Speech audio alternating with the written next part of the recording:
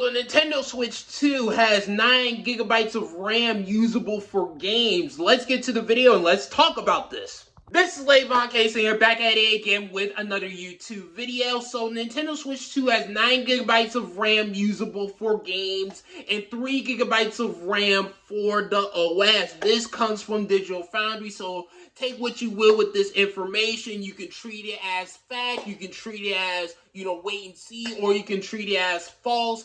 That is up to you, the viewer and the subscriber, to decide on that. So yeah, 3 gigabytes of RAM for the OS is probably used up for, game chat in the eShop. And in comparison, the PlayStation 4 has 4.5 to 5.25 gigabytes of usable RAM for games. And the Xbox One has 5 gigabytes of RAM, usable RAM for games. The Xbox Series S has 8 gigabytes of usable RAM for games.